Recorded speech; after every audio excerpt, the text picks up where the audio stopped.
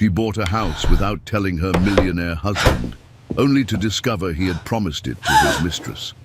Don't miss Chapter 10, the greatest story you've ever listened to. Hi, my beautiful family. I start with a prayer from my heart. May God bless you with health, peace, and endless love in your homes. May every pain in your life turn into strength, and may happiness always find its way to you. Today, I want to share something very close to me. I have created a new channel called Mr. Peter Family, where the stories are shorter, but filled with the same love and emotions I always give you. This is not just a channel. It is our second home, built only for my beautiful family. You can find the channel link in my community post. I need your love and support there too, because without you, nothing has meaning. We are one family, and together we will keep growing with love forever. If your heart is true, write present. If your love is real, write I am with Mr. Peter. The moment Sean Chad saw her laughing at something completely ridiculous, a wedding cake toppling over in slow motion, he knew his life had just changed forever. It was Michael's wedding reception at the Grand Hyatt in downtown Atlanta on June 15, 2019. Sean had been nursing his third whiskey, watching his best friend fumble through his first dance as a married man when the four-tier cake began its dramatic descent toward the marble floor. While everyone else gasped in horror, one woman threw her head back and laughed with pure, unfiltered joy. Erica Lindsay, 26, was seated at table 7 with other medical professionals from Emory Hospital. She had natural radiance that didn't need enhancement, smooth brown skin that glowed under the chandeliers, expressive dark eyes that sparkled with mischief, and a smile that could illuminate the entire ballroom. She wore a simple navy dress, her natural hair styled in elegant waves. "That's the most beautiful sound I've ever heard," Sean murmured to himself, completely mesmerized. His friend Andrew followed his gaze. "Who, Erica?" "She's a pediatric nurse at Children's Healthcare. Sweet girl, but way out of your league, man." Sean was 29, successful enough to wear a custom-tailored suit and confident enough to approach any woman in the room. He owned a growing construction company and had never met a challenge he wouldn't accept. But something about this woman made his usual swagger evaporate. "We'll see about that," he said, walking toward table 7. "Excuse me," Sean said as he approached her table. "I couldn't help but notice you're the only person here who found joy in disaster. I respect that." Erica looked up at him, taking in his tall frame, warm brown eyes, and nervous smile. "Well, it's not every day you see a cake commit suicide at a wedding. I figured someone should appreciate the drama." "Would you like to dance?" Sean asked, extending his hand. "I promise I'm more coordinated than the cake." "That's a pretty low bar," Erica teased, but she placed her hand in his. The moment their skin touched, both felt a jolt of recognition pass between them. The DJ switched to At Last by Etta James. Not planned, but perfect. "I should warn you," Erica said as Sean placed his hand on her waist. "I'm a terrible dancer." "Good," Sean replied, pulling her closer, "because I was lying about being more coordinated than the cake." They swayed together, utterly offbeat and absolutely right. Erica fit against Sean's chest as if she'd been designed for that space. "I'm Sean," he said softly. "Erica," she replied, making her own name sound like music. "Tell me something, Erica. What makes you laugh like that? Like you've discovered the secret to happiness?" Erica studied his face in the soft lighting. "I work with sick children all day. You learn pretty quickly that life is either tragic or beautiful, and sometimes both. I choose to find it beautiful." A wave of recognition washed over Sean, not just attraction, but his soul finding home. "That's the most incredible thing anyone's ever said to me," he whispered. "We just met 5 minutes ago, Erica laughed, but her eyes were serious. Sometimes 5 minutes is all it takes to change everything. They danced for 3 more songs, completely lost in each other. Sean found himself improvising silly rhymes just to hear her giggle. She told him about her patients, the little boy who called her Angel Nurse, and the little girl who insisted on braiding her hair during treatments. "You're remarkable," Sean said as the music slowed. "You don't even know me yet," Erica replied, breathless. "I know enough. I know you find beauty in chaos. I know you've dedicated your life to healing children. I know your laugh is better than any song. And I know I don't want this dance to end." When the song finished, neither moved. Other couples swirled around them, but Sean and Erica remained frozen in their perfect bubble. "Would you like to get some air?" Sean asked. They slipped out onto the hotel's rooftop garden, where string lights cast a warm glow and the Atlanta skyline stretched before them. The June air was warm and humid, filled with magnolia scent. "So," Erica said, settling onto a bench beside a fountain, "tell me about Sean Chad." "Desperation," Sean said, sitting beside her. "I've been to a dozen weddings and I've never felt compelled to talk to anyone. Then I saw you, and suddenly it felt like my life depended on knowing you." "That's very intense for a first conversation," Erica said, smiling. "I build things for a living, houses, buildings, dreams made of wood and stone. But I've never felt like I was building something as important as this conversation." They talked until dawn, sharing stories about their childhoods and dreams. Erica had grown up in Savannah with her grandmother after her parents died in a car accident when she was 12. She'd put herself through nursing school, working 2 jobs, and chose pediatrics because children reminded her that hope was always possible. Sean had started his construction company with a loan from his mother and a truck bought with his life savings. He'd grown up in suburban Atlanta, son of a school teacher and mechanic, learning hard work in his father's garage. As the sun began to rise over Atlanta, painting the sky pink and gold, Sean pulled out a business card. "I know this is crazy," he said, writing his number on the back, "but I've never believed in fate until tonight. This is my number.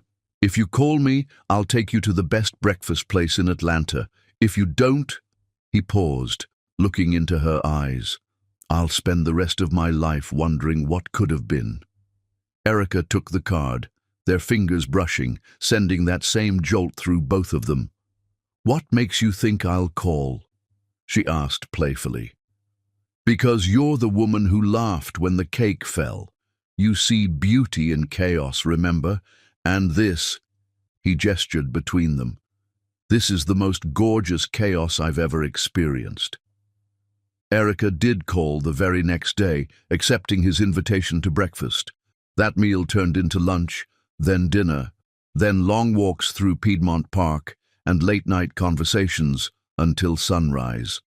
By their 4th date, when Sean waited outside Children's Healthcare, holding lavender roses and wearing that nervous smile, she knew they were building more than romance. They were laying the foundation of forever. "These are lovely," she said, kissing his cheek. "Not nearly as radiant as you," Sean replied, and this time the compliment didn't make her blush. Instead, she felt the quiet confidence of being truly seen, truly valued, truly loved. As they walked hand in hand toward his car, both felt something rare and precious taking root between them. It was the kind of love that poets write about, the kind that makes cynics believe in fairy tales, the kind that feels eternal from the very first moment. Neither could imagine that this perfect beginning would be tested by storms that could either prove their love unbreakable or shatter it beyond repair. Neither could predict that the house they would someday call home would become the stage where their forever would be decided. But on that warm June evening in 2019, with Atlanta glowing around them and new love singing in their hearts, Sean Chad and Erica Lindsay were simply 2 people who had found each other against all odds and decided to see where the stunning chaos would take them. Chapter 2. Building a Life Together. 2.5 years of loving Erica Lindsay had taught Sean Chad that fairy tales weren't just stories, they were promises the universe made to people brave enough to believe in them. Their courtship unfolded like a romantic movie. After that first breakfast date, they became inseparable. Erica would meet Sean at construction sites during lunch breaks, bringing sandwiches and listening to his dreams. He would surprise her at the hospital with coffee during long shifts, sometimes waiting hours just to walk her to her car. By Christmas 2019, they were talking about forever. By Valentine's Day 2020, Sean had been carrying his grandmother's engagement ring in his truck for 3 weeks. The moment came on a rainy Tuesday evening in March when Erica fell asleep on his couch after a 14-hour shift, her head on his shoulder. Looking at this extraordinary woman who'd chosen to build a life with him, Sean couldn't wait another day. He proposed right there in his living room, with takeout containers on the coffee table and her hair messy from hospital scrubs. When Erica opened her eyes and saw him holding the ring, her tearful yes made it perfect. Standing at the altar of Mount Calvary Baptist Church in Savannah on a sweltering Saturday in August 2021, Sean watched Erica walk down the aisle in her grandmother's vintage lace dress. At 28, she moved with the grace of a woman who had found her purpose, her natural hair crowned with white roses that had been her grandmother's wedding headpiece 60 years earlier. "You look like you're about to faint," whispered Michael, Sean's best man. "I still can't believe she said yes," Sean admitted, his voice thick with emotion. When Erica reached the altar, she whispered, "Hi, handsome. Ready to do this forever thing?" Sean, now 31 and more successful than he'd ever imagined, had to clear his throat twice. "I've been ready since that first dance." Erica had insisted on writing their own vows. When it was her turn, her voice carried clearly through the small sanctuary. "Sean, you taught me that love isn't just a feeling, it's a choice we make every single day. You choose to believe in my dreams when I can't see past my fears. You choose to make me laugh when the world feels too heavy. You choose to build something wonderful with me, not just with your hands, but with your heart. Today, I choose you. Tomorrow, I choose you. And for every day God gives us, I choose you." By the time she finished, there wasn't a dry eye in the church, including Sean's. "Erica," he said, his voice breaking slightly, "you saved me before I even knew I needed saving. You see hope where others see broken things, joy where others see endings, and somehow you chose to see forever when you looked at me. I promise to love you through every sunrise and every storm, to build our dreams side by side, and to never stop dancing with you in our kitchen." Their honeymoon in Tuscany became legendary among their friends. Sean had surprised Erica with the trip, using every penny of profit from his latest project to rent a small villa overlooking the rolling hills of Chianti. For 2 weeks in September 2021, they lived like characters in a romantic movie, with Sean attempting to learn Italian and making Erica laugh with his linguistic disasters. When they returned to Atlanta in October 2021, they moved into a cramped one-bedroom apartment in Virginia Highland, 600 square feet with creaky floors and a kitchen barely big enough for one person. But Erica transformed it into a home with her photographs and plants filling every surface. Their cozy space became headquarters for Sean's expanding construction company. Erica would come home from 12-hour shifts to find their kitchen table covered with blueprints and Sean pacing around talking to potential clients. Erica never complained, not even when business calls stretched past midnight or when she had to eat dinner standing up because the table was covered with invoices. Instead, she would massage his shoulders while he worked and celebrate every small victory as if it were a major triumph. Their secret rituals began by accident and became sacred traditions. The heart-shaped pancakes started one Sunday morning when Erica was cheering Sean up after he'd lost a bid on a project. She used a cookie cutter to shape them, and when Sean saw them, he actually teared up. "You didn't have to do this," he said, pulling her onto his lap. "I wanted to," Erica replied, kissing his forehead. "You need to know that even when the world doesn't believe in you, I do." The love notes in lunchboxes became their daily communication system. Erica would slip little pieces of paper into Sean's work cooler. "Your laugh is my favorite sound." Sean retaliated by leaving notes in Erica's hospital locker. "Every patient is lucky to have an angel taking care of them." But their most cherished tradition was dancing in the kitchen whenever good news arrived. It started the night Sean landed his first major contract in spring 2022, a complete renovation of the historic Morrison Mansion in downtown Atlanta, worth $200,000. "Erica!" Sean shouted, bursting through their door at 9 o'clock. "Baby, we did it! The Morrison project, they said yes! They chose us over 3 other companies." Erica dropped the dish she was washing and launched herself into his arms. He spun her around their compact kitchen while she screamed with joy, both laughing and crying simultaneously. As jazz music filled their small space, they slow danced between the refrigerator and sink, both in work clothes, overwhelmed by what this contract meant for their future. "We're really doing this," Erica whispered against his chest. "We're building something incredible," Sean replied, his voice full of wonder. By their first anniversary in August 2022, Sean's business had grown from a one-man operation to a crew of 6 skilled workers. The Morrison project had led to 3 more historic renovation contracts, and Sean's reputation was spreading throughout Atlanta's preservation community.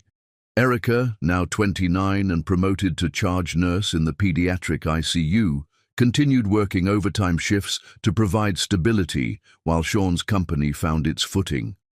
She never complained about their modest lifestyle or suggested he take a safer job.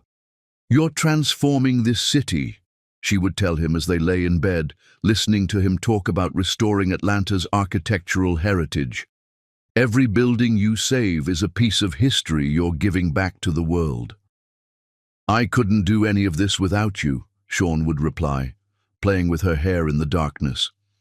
"You're the reason I believe in myself." Their love deepened through shared determination and mutual encouragement. When Sean worked 16-hour days, Erica would bring him dinner on job sites. When Erica came home exhausted from losing a young patient, Sean would run her a bath and hold her while she cried. By the end of their second year of marriage in August 2023, they had saved enough money to start looking for a house of their own. Not a mansion, but a small place where Sean could have a proper office and Erica could plant a garden. As they sat on their balcony one evening, sharing wine and watching the Atlanta skyline light up, Sean took Erica's hand and brought it to his lips. "Thank you," he said simply. "For what?" "For believing in us when this was all just a crazy dream, for working double shifts so I could chase contracts, for making our modest apartment feel like home, for loving me exactly as I am while inspiring me to become better." Erica leaned over and kissed him softly. "This is just the beginning. We are going to build something incredible together." Neither could have imagined that within a year their fairy tale would face its first real storm, testing everything they had built together and forcing them to discover just how deep their love truly ran. But in that perfect moment, surrounded by dreams they were constructing brick by brick, they believed in forever, with the absolute certainty that only comes from love, tested by everyday challenges and emerged stronger than ever. The future stretched before them like an open blueprint, waiting for them to fill it with the life they would design together. A life built on laughter, sacrifice, unwavering faith in each other, and the kind of love that feels eternal from the very first dance. Chapter 3. The First Storm. The phone call that shattered their perfect world came at 6:47 a.m. on a Tuesday morning in October 2023, while Erica was getting ready for her shift and Sean was reviewing blueprints over his second cup of coffee. "Sean?" The voice belonged to his project manager, Christopher, and it carried a weight that immediately made Sean's stomach drop. "We've got a problem. A big one." Sean set down his coffee mug, his hand already shaking. "What kind of problem?" "Morrison Development just filed for bankruptcy. They're not paying anyone. Not us, not the electricians, not the plumbers. The bank has frozen all their assets, and their lawyer says we're lucky if we see 30 cents on the dollar." The blood drained from Sean's face. The Morrison project represented 60% of his company's current revenue. He'd already paid subcontractors for 2 months of work, advanced money for materials, and committed to a timeline that now meant nothing. "How much are we out?" Sean asked, though he dreaded the answer. The project was worth $200,000, but with materials, labor, and equipment rentals we've already put in, we're looking at losing about $180,000. Sean felt the room spin. That was more money than he and Erica had saved in their entire marriage. "Sean?" Erica's voice cut through his panic. She was standing in the doorway, dressed in her scrubs, concern written across her face. "What's wrong?" He hung up and looked at his 30-year-old wife, who worked 60-hour weeks to support their dreams, who had never once doubted his ability to succeed. "The Morrison project is dead," he said, his voice hollow. "They filed for bankruptcy. We're not getting paid." Erica's face went pale, but she didn't panic. Instead, she walked over and placed her hands on his shoulders, forcing him to look at her. "Okay," she said calmly. "How bad is it?" "Bad, really bad. We're out almost everything, Erica. I don't know how we're going to survive this." For just a moment, Sean saw fear flicker across his wife's face. They both knew what this meant. Not just financial ruin, but the death of everything he'd worked to build. But then Erica did something that reminded Sean exactly why he'd fallen in love with her. She pulled him into her arms and held him tight, her voice steady and sure. "We'll figure it out," she whispered against his chest. "We'll figure it out together." The next few weeks were a blur of lawyers' meetings, angry phone calls from unpaid subcontractors, and sleepless nights trying to find solutions that didn't exist. Sean watched his company crumble piece by piece as word spread through Atlanta's construction community about the Morrison disaster. 3 other clients cancelled their contracts, afraid of being associated with Chad Construction's downfall. Equipment rental companies demanded immediate payment. Suppliers put him on credit hold. The crew he'd built over 2 years scattered to find work with more stable companies. By November 2023, it was over. Chad Construction, the business that had been Sean's pride and joy, was finished. Sean filed the paperwork himself while Erica was at work, tears streaming down his face as he officially dissolved everything he'd built. That night, when Erica came home from a particularly difficult shift, she'd lost a 7-year-old patient to leukemia, she found Sean sitting in their darkened living room, surrounded by boxes of business files. "It's done," he said without looking up. "It's over." Erica sat down beside him on their couch and took his hand. They sat in silence for a long time, both processing the magnitude of what had happened. "I failed you," Sean finally whispered, his voice breaking. "I failed us. You worked so hard to support my dream, and I couldn't even make it work." "Stop." Erica's voice was firm but gentle. "Look at me, Sean." He raised his eyes to meet hers, and even in the dim light, he could see fierce love burning there. "You didn't fail me," she said. "You took a risk. You built something beautiful. You employed people, restored historic buildings, made this city better. The fact that someone else's dishonesty destroyed it doesn't make you a failure." "But what do we do now?" Sean asked, gesturing at the financial documents spread across their coffee table. "I owe more money than we have. My reputation is damaged. No one's going to hire me and I can't start over. I'm 33 years old and I have nothing to show for it." Erica was quiet for a moment, and Sean could see her analytical mind working. "How much do we need to cover the immediate debts?" she asked. "About $45,000 to keep us from losing everything." "But Erica, we don't have that kind of money. Our savings account has maybe $3,000 in it." Erica stood up and walked to their bedroom. When she returned, she was carrying a small jewelry box that had belonged to her grandmother. Inside were the few precious pieces she'd inherited: her grandmother's wedding ring, a pearl necklace that had been passed down through 3 generations, and diamond earrings. "We'll sell these," she said simply. "No." Sean stood up so quickly that papers scattered to the floor. "Absolutely not. Those are the only things you have left of your family. I won't let you sacrifice them for my mistakes." "They're not your mistakes. They're our challenges," Erica corrected him. "And these are just things, Sean. Pretty things, meaningful things, but still just things. You know what matters? This." She pointed between them. "Us. Our marriage. Our life together. Everything else can be replaced. But your grandmother's ring would mean nothing to me if I lost you because I was too proud to do what needed to be done," Erica interrupted. "She would understand. She would want me to fight for my marriage, for our future." The next morning, they went to 3 different jewelry stores before finding one willing to pay fair market value. Erica held Sean's hand as they watched a stranger evaluate the last physical connections to her childhood, her family history disappearing into a cash transaction. "I'll buy them back," Sean promised, as they walked out with a check for $38,000. "Someday, when we're back on our feet, I'll buy every piece back." "I know you will," Erica said, squeezing his hand. "But even if you can't, it's okay. We're building new memories, new traditions. Those pieces served their purpose.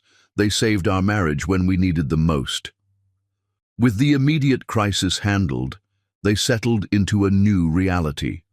Sean took a job with a large construction company, working as a senior foreman for someone else after years of being his own boss. The pay was steady but modest, barely enough to cover basic expenses. Erica picked up additional shifts at the hospital, sometimes working 70 hours a week to help rebuild their savings. They sold Sean's BMW and bought a used Honda Civic.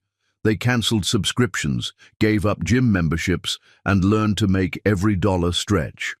But something unexpected happened during those dark months of late 2023 and early 2024. Instead of driving them apart, the financial crisis drew them closer together. They discovered reserves of strength they didn't know they possessed. They cooked simple meals together: rice and beans, pasta with whatever vegetables were on sale. But Erica had a gift for making even the simplest meal feel special. She would light candles, play soft music, and set their table with cloth napkins she'd made from fabric remnants. "This is actually kind of romantic," she said one evening as they shared spaghetti with marinara sauce that cost less than $5. "When was the last time we had dinner by candlelight?" "Before I became a complete failure of a husband," Sean replied, still struggling with self-blame. "Before you became a man who's learning what really matters," Erica corrected him. "I'm proud of you, you know. Not everyone could handle what you're handling with this much grace." On nights when the weight felt overwhelming, when Sean would wake up at 3 a.m. in a cold sweat thinking about everything they'd lost, Erica would hold him until his breathing steadied. "We're going to be okay," she would whisper in the darkness. "I don't know how yet, but we're going to be better than okay. This is just a chapter, not the whole story." By spring 2024, their love had been tested by fire and emerged stronger than ever. They had learned to find joy in small things: Sunday morning pancakes when they could afford real maple syrup, long walks in Piedmont Park because entertainment had to be free, and their tradition of dancing in the kitchen whenever good news arrived. "You know what I realized?" Erica said one evening in May 2024, as they sat on their balcony sharing a bottle of wine they'd splurged on to celebrate Sean getting a small raise. "What's that? I've never been happier in our marriage than I am right now." Sean looked at her in amazement. "How can you say that? We have nothing. We're barely scraping by." "We have everything that matters," Erica replied, taking his hand. "We have each other. We have trust. We have love that's been tested and proven unbreakable. A lot of couples never get to discover how strong they really are together. We know." As Sean looked at his wife, her hair loose around her shoulders, her face glowing in the soft evening light, her eyes full of love and unwavering faith in their future, he realized she was right. They had lost a business, lost money, lost the easy life they'd been building, but they had found something infinitely more valuable: the absolute certainty that their love could survive anything. Chapter 4. The Family House. Lost. The second devastating blow came on a scorching July afternoon in 2024 when Sean's phone rang as he finished a bathroom renovation in Buckhead, satisfaction filling his heart as his skilled craftsmanship transformed another family's home. "Sean, honey, I need you to come over right now."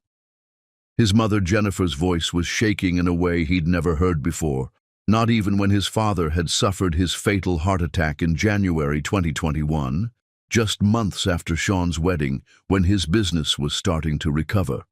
At 58, Jennifer Chad had always been their family's rock, a retired high school principal who had raised Sean with iron will wrapped in fierce love. She didn't panic, didn't cry, and didn't ask for help unless truly desperate. "Mom, what's wrong?" Sean asked, already packing his tools. "It's the house, baby. Our house. They're taking it." The Chad family home at 1247 Magnolia Avenue had been in their family since 1952, when Sean's grandfather, James Chad Sr., bought it fresh out of the Korean War. The Victorian-era mansion, built in 1898, had been neglected when James Sr. found it, but he'd spent the next decade lovingly restoring every detail. Sean's father had proposed to Jennifer on the front porch swing in 1983. Sean had taken his first steps in the grand foyer, learned to ride his bike on the circular driveway, and brought Erica there for Sunday dinners during their courtship. The house wasn't just a building, it was the foundation of everything the Chad family represented. When Sean arrived 30 minutes later, he found his mother at the kitchen table his grandfather had built by hand, surrounded by legal documents and final notices. Jennifer was still striking with silver-streaked hair, worn in an elegant bun, but today she looked every one of her 58 years and more. "Mom," Sean said, sitting beside her and taking her hands, "tell me what happened." Jennifer's composure cracked, and for the first time since Sean's childhood, he watched his strong mother break down completely. "Your father," she sobbed.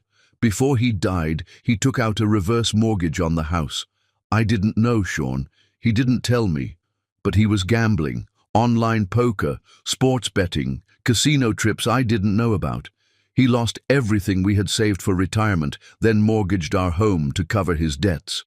Sean felt the world tilt beneath him. His father had died of a sudden heart attack in January 2021, just months after Sean's wedding, when his business was gaining momentum. James Jr. had been a good man, a loving father and husband, but apparently harbored secrets that were now destroying their family legacy 3 years after his death. "How much do we owe?" Sean asked, though he dreaded the answer. $412,000, Jennifer whispered. "The house is worth about $450,000 on today's market, but after realtor fees, closing costs and penalties, we'd barely have enough to pay off the debt, and I'd have nowhere to go." Sean stared at the foreclosure notice, feeling familiar crisis weight crushing down again. Just when they were starting to recover from his business failure, just when he was beginning to believe they could rebuild their life, another catastrophe threatened to destroy everything. "When's the final date?" he asked. 60 days. They're giving us 60 days to pay in full or vacate." As Sean held his crying mother, his mind raced through impossible calculations. Even with his steady job and Erica's nursing income, there was no way they could come up with over $400,000 in 2 months. The house that had sheltered 3 generations of Chadmen was going to be lost to his father's secret addiction.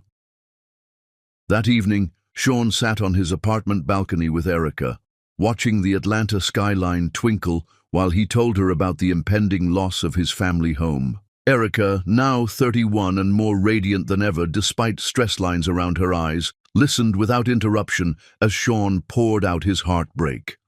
"I feel like I'm watching my entire family history disappear," he said, his voice thick with emotion. "That house is where my grandfather taught me to use tools, where my dad showed me what it meant to be a man, where I first brought you to meet my family. Every important moment of my life happened in that house." "We'll find a way," Erica said softly, taking his hand. "I don't know how yet, but we'll figure something out. We always do." But even as she spoke, both knew this was different. This wasn't a business loan they could work out of. This was a mortgage worth more than they could earn in 10 years, with a deadline racing toward them like an oncoming train. For the next few days, Sean threw himself into finding solutions. He contacted every bank in Atlanta, applied for loans he knew he wouldn't qualify for, and researched investors buying properties and leasing them back. Each avenue led to a dead end, leaving him feeling more desperate with each rejection. It was during one of these desperate research sessions that fate introduced him to Amanda Martinez. He was working on a kitchen renovation for Mrs. Harrison in Sandy Springs, his mind preoccupied with his mother's crisis, when she walked into the house. Amanda was the kind of woman who commanded attention effortlessly. She moved with confidence, spoke with authority, and carried herself like someone accustomed to getting what she wanted. "You must be Sean," she said, extending a perfectly manicured hand and offering a smile that was both professional and slightly flirtatious. "Mrs. Harrison told me you were the contractor working on her kitchen. I'm Amanda Martinez, the listing agent for the property next door." "Nice to meet you," Sean replied, wiping sawdust off his hands before shaking hers. He noticed she held the contact just a moment longer than necessary. "Your work is impressive," Amanda continued, running her fingers along the custom cabinetry he'd installed. "The attention to detail is exactly what my high-end clients are looking for. Are you taking on new projects?" Sean, thinking about his mother's desperate situation and their own continued financial struggles, immediately expressed interest. Amanda handed him her business card, and when their fingers brushed during the exchange, Sean felt something he tried immediately to dismiss, an attraction that had nothing to do with business. "I have several clients looking for quality renovation work," Amanda said, her voice carrying just a hint of suggestion. "I think we could do very well together. And honestly, you seem like someone who deserves more recognition than you're getting right now." Over the next 2 weeks, Amanda called Sean regularly with potential projects. Some materialized into actual work, others didn't, but every conversation seemed to stretch longer than necessary. She had a gift for making him feel important, successful, like the kind of man who deserved more than his current circumstances offered. "You know, Sean," she said during one phone conversation, "you're wasted working for someone else. A man with your skills should be running his own company again. You just need someone who believes in you, someone who understands what you're capable of." Sean found himself looking forward to Amanda's calls, even though a voice in his head warned him that her interest seemed to extend beyond professional networking. He told himself it was just friendly conversation with someone who appreciated his talents, someone who saw potential in him when the rest of the world saw only a failed businessman. But late at night, lying beside his sleeping wife, Sean found his thoughts drifting to Amanda's compliments, her confidence in his abilities, the way she made him feel like the successful entrepreneur he used to be rather than the struggling employee he'd become. It was during one of their business lunches in late August 2024 that Amanda made her intentions clear. "You know, Sean," she said as they sat in a quiet corner booth at an upscale restaurant in Midtown, "I've been thinking about what you told me about your family's house situation." "What about it?" Sean asked, surprised she'd been listening so carefully to his personal problems. "Well, I deal with distressed properties all the time. Sometimes there are creative solutions that people don't consider. Ways to keep valuable properties in families, work with private investors who understand the value of historic homes." Sean leaned forward, interested despite himself. "What kind of solutions?" Amanda moved closer, her hand coming to rest on his arm in a gesture that felt intimate rather than professional. "The kind that require partnership with someone who has connections, someone who knows how to work the system, someone like me." "What are you suggesting?" "I'm suggesting that maybe we could help each other. I have investor connections who might be interested in buying the property and leasing it back to your mother at a reasonable rate. But these kinds of arrangements—" She paused, her fingers tracing patterns on his arm. "They require trust, real partnership, a genuine relationship between the people involved." As she spoke, her touch became more deliberate, her meaning clearer. Sean knew he should pull away, should end this conversation and go home to his wife, should remember everything Erica had given up to help him rebuild their life.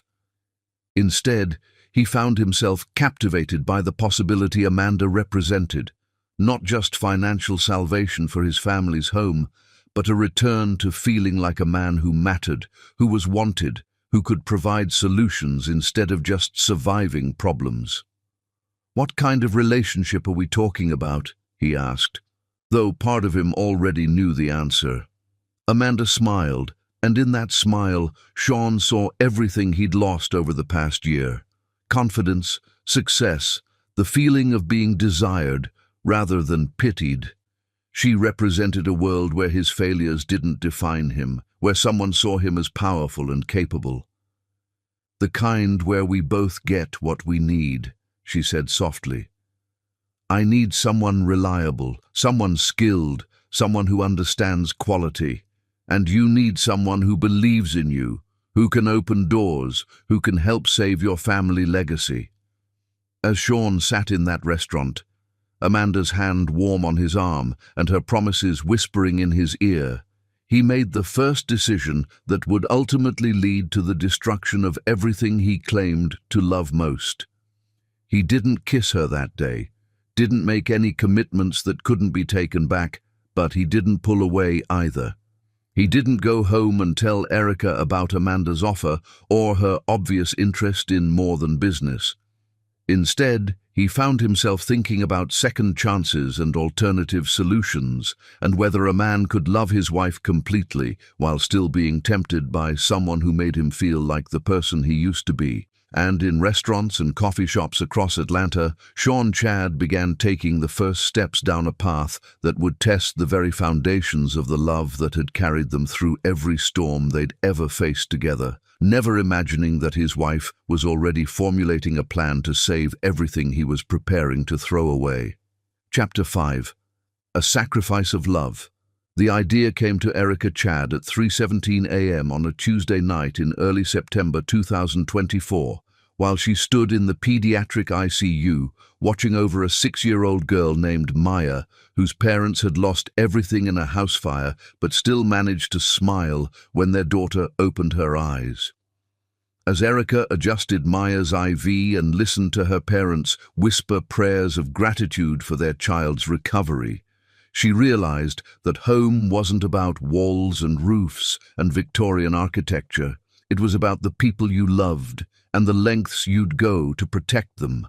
And suddenly she knew exactly how to save the Chad family legacy. She also knew she had to do it in complete secrecy. For the past month, Erica had watched her husband carry the weight of his family's impending loss like a physical burden. Sean's shoulders seemed permanently hunched with stress, his sleep was fitful, and he'd developed a habit of staring at nothing for long periods, lost in calculations that never added up to a solution. The 60-day deadline was racing toward them, and every day without a miracle made Jennifer's tears flow harder and Sean's desperation grow deeper. Erica had seen families destroyed by financial catastrophe, had watched marriages crumble under impossible circumstances. She refused to let that happen to the man she loved. The next morning, after Sean left for work, and while she had 4 hours before her hospital shift, Erica drove to the international law office of Rodriguez and Associates in downtown Atlanta. She'd researched the firm online and chosen them specifically because they specialized in Caribbean property transactions and had experience with Caribbean real estate law. "Mrs. Chad," said attorney Isabella Rodriguez, a professional woman in her 40s who reminded Erica of the kind of lawyer who got things done quietly and efficiently. "You mentioned on the phone that you own property in Jamaica that you'd like to sell quickly and discreetly." "That's correct," Erica replied, her hands trembling slightly as she opened the manila folder containing her father's inheritance documents. "I own 15 acres of agricultural land in St. Elizabeth Parish. The property has been in my family since my great-grandfather purchased it in 1946. Isabella examined the documents carefully. The original deed, the survey maps, the tax records that Erica had been maintaining dutifully for the 8 years since her father's death in the car accident that had also claimed her mother. "This is prime agricultural land," Isabella observed, spreading the survey maps across her desk. "Well-maintained, good access roads near the Santa Cruz Mountains. Based on current market values for Caribbean agricultural property and recent development interest in the area, I estimate this land is worth between $420,000 and $450,000. Erica's heart raced. It was enough, more than enough to save the Chad family house and still have money left over to help them rebuild their savings. "How quickly could we complete a sale?" she asked. "For international property transactions, typically we're looking at 3 to 4 months. However, if you're willing to price it competitively and we market it aggressively to our established network of investors who specialize in Caribbean agricultural properties, we might be able to expedite the process." "I need it done in 3 months, Erica said firmly. "My husband's family is facing foreclosure, and this land is the only way I can help them." Something in Isabella's expression softened. A gesture of love. "I understand completely. It will require some creative maneuvering and additional fees for expedited processing, but I believe we can make it happen." "Whatever it costs," Erica said without hesitation. Over the next 3 months, Erica lived a carefully orchestrated double life. During the day, she worked her regular shifts at the hospital, coming home to comfort Sean as he grew increasingly desperate about his mother's situation. During her breaks, she handled the complex international sale through encrypted phone calls and secure email exchanges. The land in Jamaica represented more than just her inheritance. It was her connection to her father's memory, to the island where her great-grandfather had built a life from nothing after immigrating from Scotland, to the agricultural traditions that had sustained her family for 4 generations. Her father had dreamed of retiring there someday. "Someday we'll go there together," he'd told 12-year-old Erica during one of their last conversations before the accident. "You'll see where your roots come from, baby girl. The land that made us who we are." Now, at 31 years old, Erica was selling those roots to save her husband's family legacy. The irony wasn't lost on her. She was trading one family's history to preserve another's. But as she signed document after document, authorizing the sale of her birthright, she felt nothing but certainty about her choice. The hardest part was hiding her activities from Sean. She opened a new bank account at a different institution, using her maiden name and her hospital address to ensure all correspondence went there. She scheduled all phone calls with Isabella during her work hours, speaking in medical terminology that would sound perfectly normal to anyone overhearing her. "The patient response has been positive for the treatment we discussed," Isabella would say when calling with updates, while Erica would respond with phrases like, "Excellent, we can move forward with the next phase immediately." Meanwhile, Sean's behavior was becoming increasingly erratic. He'd started staying out later, claiming overtime work or networking events. His phone was constantly buzzing with text messages that he'd read privately. When Erica asked about his day, his answers seemed rehearsed. She told herself it was just stress about the house situation, that the pressure of feeling helpless was making him withdraw. She was so focused on her secret plan to rescue him that she missed the signs that he was developing his own secrets. By mid-October 2024, the sale was nearly complete. The buyer was a Canadian investment group that specialized in sustainable agriculture projects in the Caribbean. They'd agreed to pay $435,000 for the property, with closing scheduled for October 28th, exactly 1 week before the foreclosure deadline. Isabella had already contacted the mortgage company. They'd learned that the family could purchase the property outright for $410,000, clearing all debts and transferring clean title. "That's unusual," the representative had said. "Most people in foreclosure can't come up with that kind of cash." "It's an inheritance situation," Erica explained, which was technically true. "I'd like to handle this as a surprise for my husband's family." The closing on the Jamaica property took place via video conference on October 28th, with Erica sitting in Isabella's office at 6 a.m. to accommodate the time difference. She signed away her father's dreams, her family's agricultural legacy, her last tangible connection to the island that had shaped her identity. "Any regrets?" Isabella asked gently as they completed the final paperwork. "None," Erica said firmly, though tears were streaming down her face. "This land served its purpose. It gave my family security for generations, and now it's giving my husband's family the same thing." The funds transferred to her new account within hours. After paying Isabella's fees and various transaction costs, Erica had $418,000 in cash, enough to buy the Chad family home outright and still have money left over.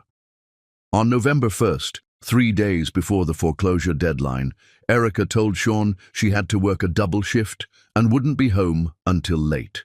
Instead, she drove to the mortgage company's office and completed the purchase of 1247 Magnolia Avenue.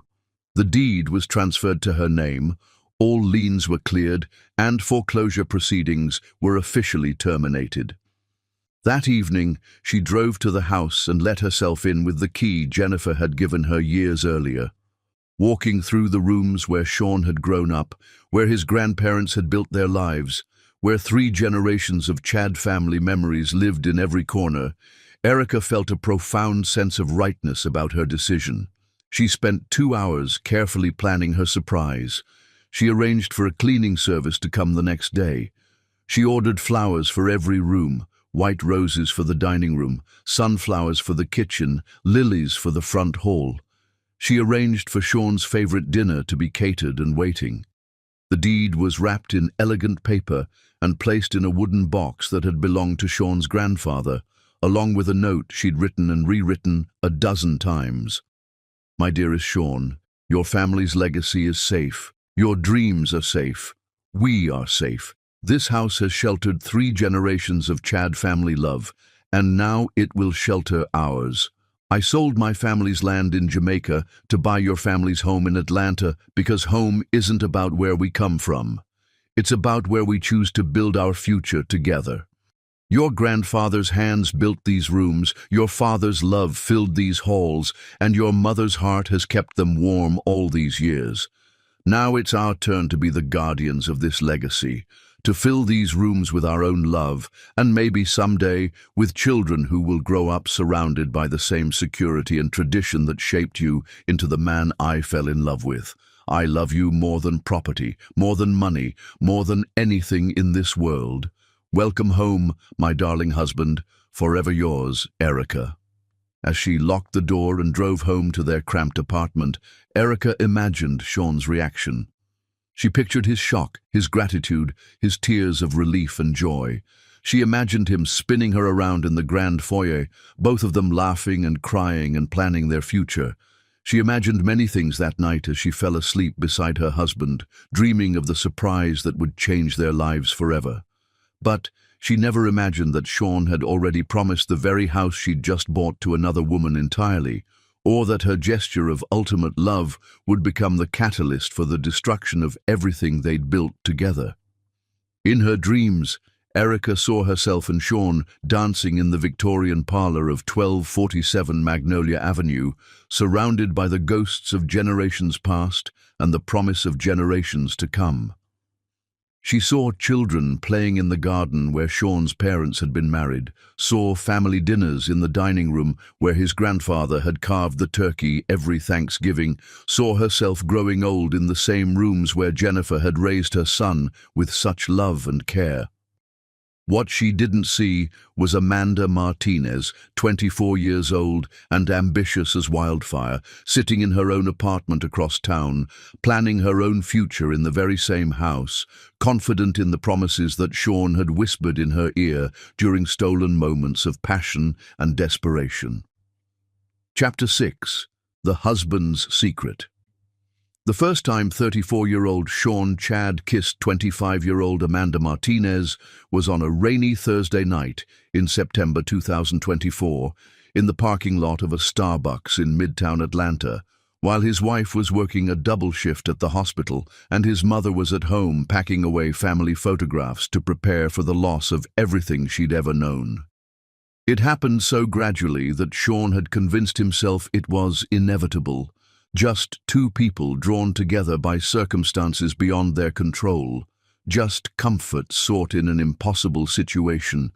But as Amanda's lips moved against his, as her hands tangled in his hair, as she whispered that she'd been thinking about him constantly for weeks, Sean knew he was crossing a line that would change everything. "I've wanted to do that since the first day we met," Amanda breathed against his mouth, her body pressed close to his in the front seat of his Honda Civic. "Amanda, I can't. I'm married," Sean said, but his hands were still on her waist, still holding her close, still betraying the words coming out of his mouth. "I know," she replied, her eyes dark with desire and ambition. "But your wife doesn't understand what you're capable of. She sees you as someone who needs to be rescued. I see you as a man who could own this whole city if he wanted to." Those words hit something deep in Sean's wounded pride. For the past year, ever since his business collapsed, he'd felt diminished in his own marriage. Erica's extra shifts, her grandmother's jewelry sold to pay his debts, her constant reassurances, all of it reminded him daily that he was a man who couldn't provide for his own family. Amanda saw him differently. She saw potential, power, success waiting to be reclaimed. The affair had been building for weeks before that first kiss, growing from professional admiration into something more dangerous.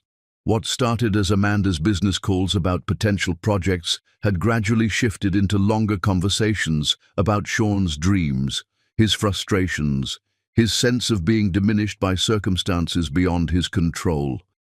"You know what I see when I look at you?" Amanda had said during one of their early phone conversations. "I see someone who's been carrying everyone else's problems for so long that he's forgotten what it feels like to have someone worry about him for a change."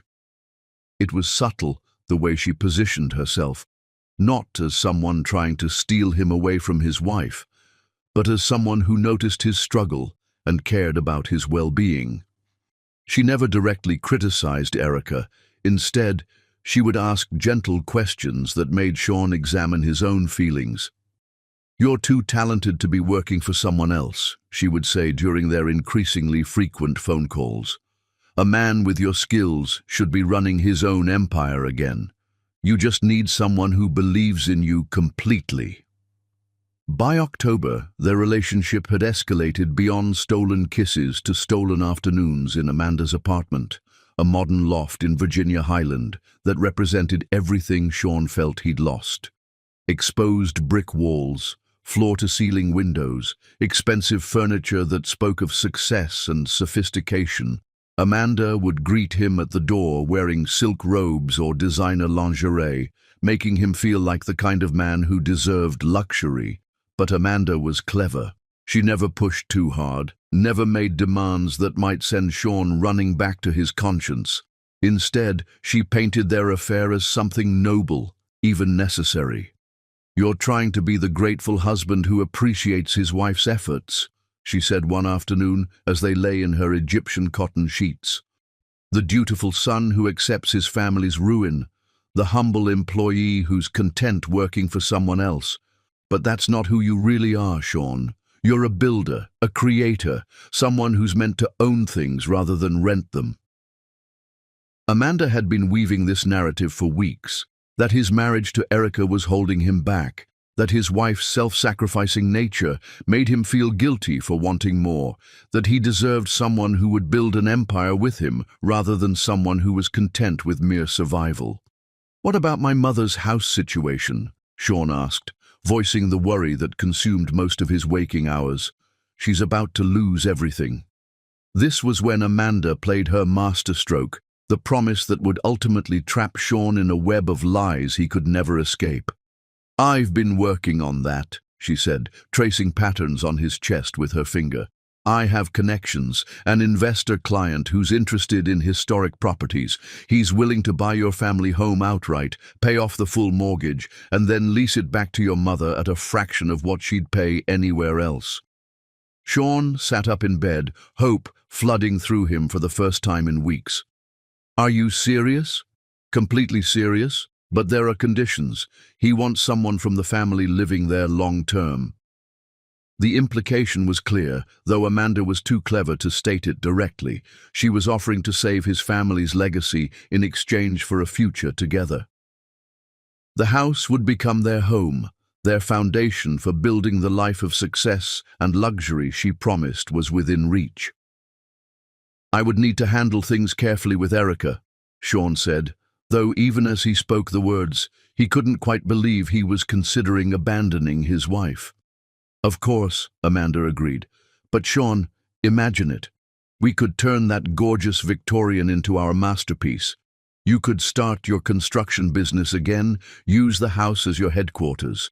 I could help you network with all my real estate clients. We could be partners in every sense of the word." Over the following weeks, Amanda painted increasingly vivid pictures of their potential future. She showed him architectural magazines featuring restored Victorian homes, talked about hosting dinner parties for Atlanta's business elite, described children playing in the garden where his parents had been married. She made it seem not like betrayal, but like destiny. The most insidious part was how she framed it as salvation for everyone involved. Sean's mother would get to stay in her home without the crushing financial burden. Erica would be free to find someone who appreciated her sacrificing nature. And Sean himself would finally get to reclaim the success and respect he'd lost. "Your wife is a good woman," Amanda would say, seeming generous and understanding. "She deserves someone who wants the quiet, simple life she's offering. You deserve someone who shares your ambitions, who wants to build something remarkable." By early November, Sean was living two completely separate lives. During the day, he worked construction jobs and came home to Erica, listening to her worry about his mother's situation, accepting her comfort and support while secretly planning to abandon her. At night, he would claim overtime work or business meetings and spend hours with Amanda, planning their future in the house his wife was secretly working to save. The cruel irony was that both women were motivated by love for Sean and desire to rescue his family legacy, but neither knew about the other's efforts. The collision came on November 3rd, when Sean's phone rang during lunch break at a job site.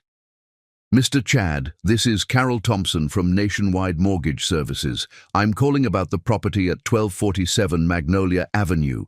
Sean's heart rate spiked. "Yes, what about it?"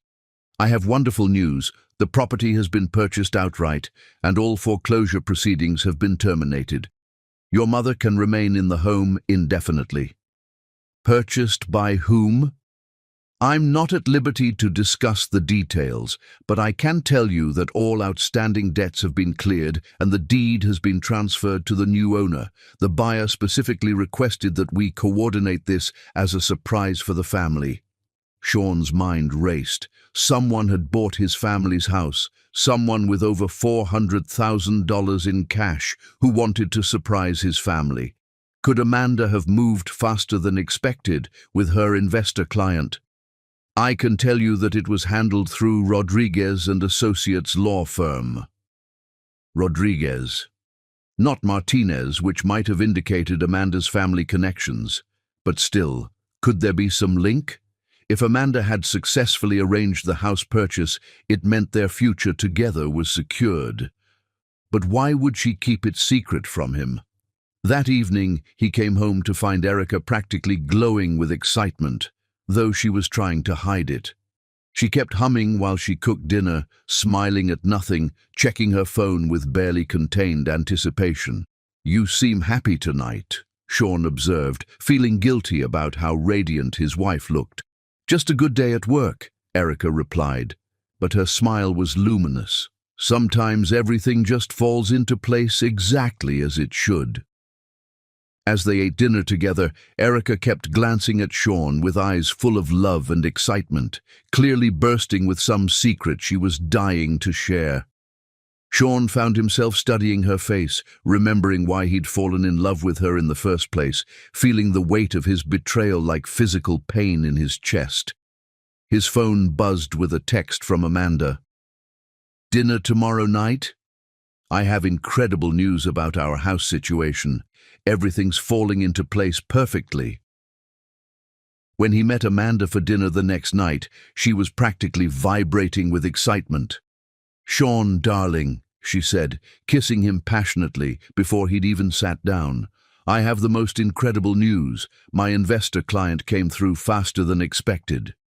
"What do you mean?" Sean asked, though his stomach was beginning to knot with dread. "He's purchased your family home. The property is officially saved, and now we can start planning our future there." But something didn't add up. "Amanda, what's your investor's name? The mortgage company said the purchase was handled through Rodriguez and Associates. You said your family firm was Martinez and Associates." Amanda's face went pale. Well, yes. He often works through various firms for privacy reasons." But Sean was no longer listening. The pieces were falling into place with devastating clarity.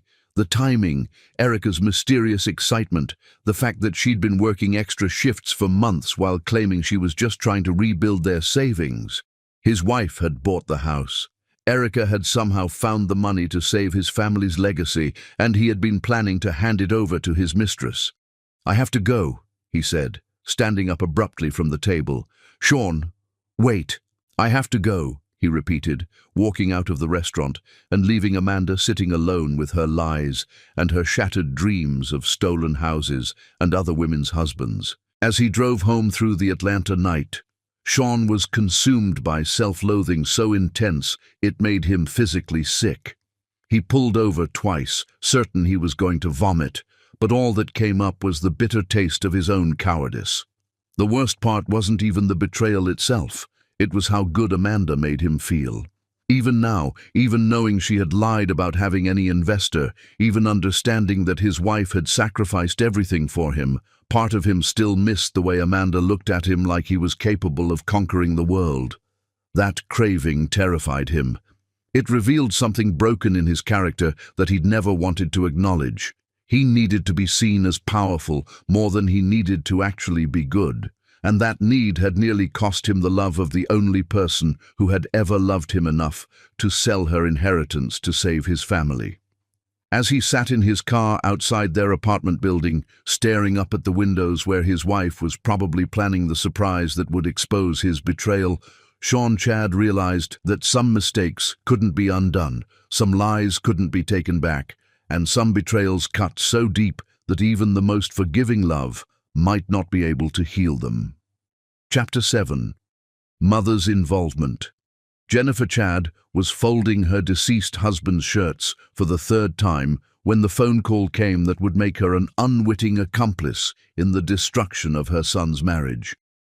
At 58, she had spent the past 11 months preparing to lose the only home she'd ever known, packing and repacking boxes of memories while fighting a losing battle against foreclosure proceedings.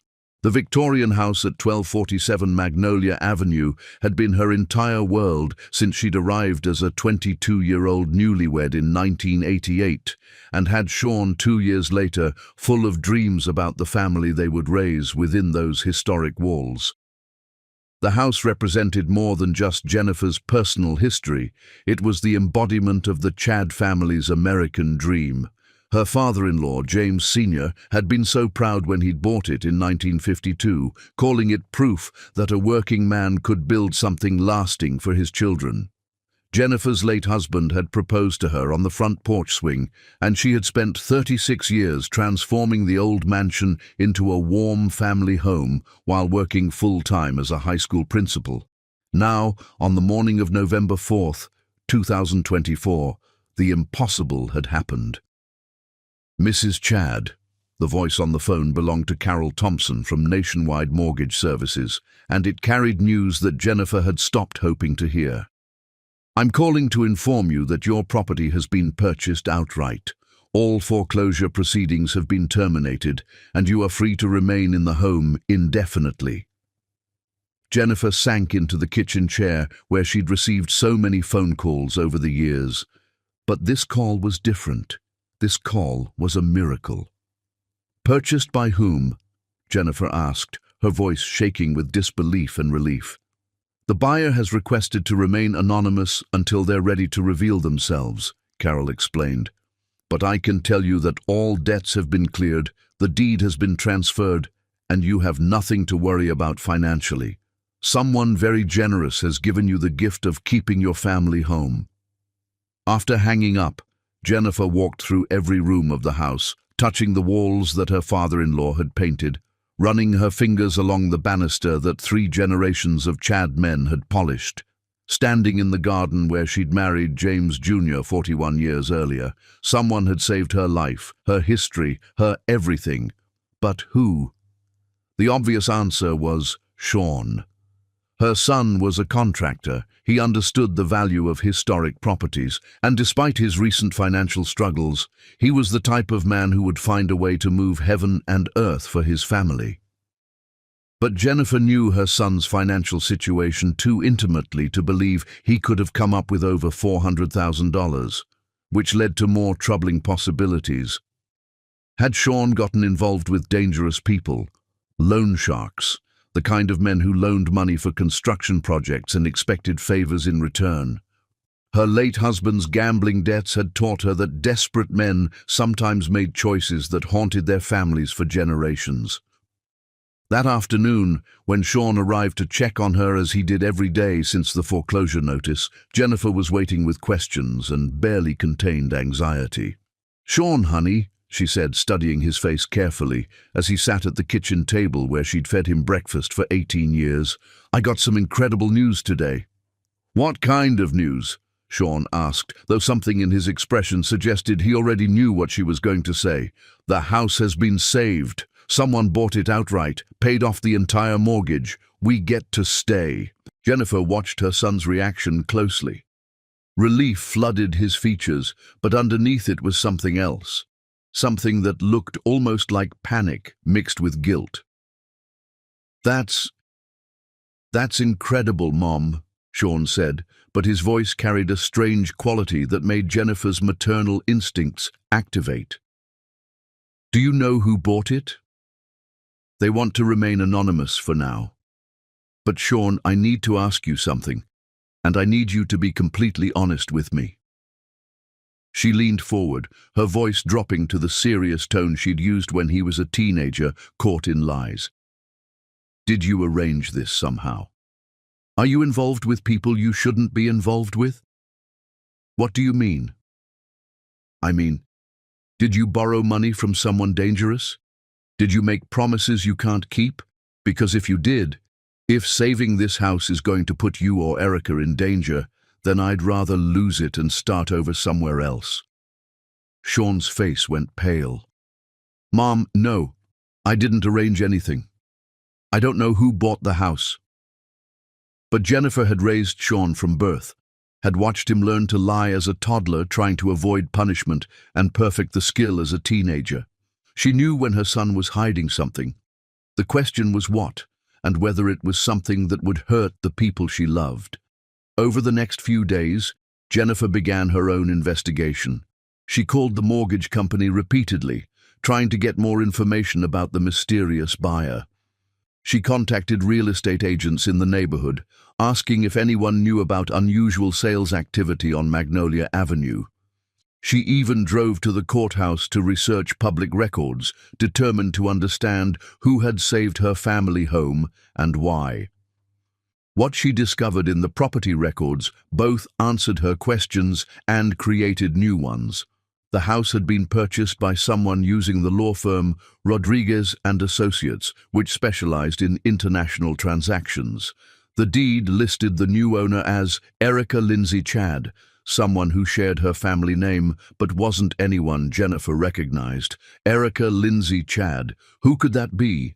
It wasn't until she was lying in bed that night, staring at the ceiling of the bedroom she'd shared with her husband for 33 years, that the answer hit her with sudden clarity. Erica Lindsay Chad. Her daughter-in-law had bought the house. Jennifer's first emotion was overwhelming gratitude mixed with genuine love. Erica, sweet Erica, who had worked double shifts to support Sean's dreams, who had sold her grandmother's jewelry during their financial crisis, who had never once complained about the modest apartment they lived in. Erica had somehow found the money to save the Chad family legacy. But her second emotion was more complex and harder to acknowledge, a mixture of appreciation and uneasiness about what this meant for family dynamics. Jennifer truly loved Erica. Her daughter-in-law was everything she could have hoped for in a son's wife. Kind, hardworking, devoted, intelligent. But the fact that Erica now owned the house that had been in the Chad family for 72 years created a shift in family hierarchy that Jennifer found difficult to process. This house wasn't just property to Jennifer, it was the foundation of her identity as a Chad family matriarch. She was the woman who had maintained the garden where 4 generations of Chad family celebrations had taken place, the keeper of memories that stretched back to 1952.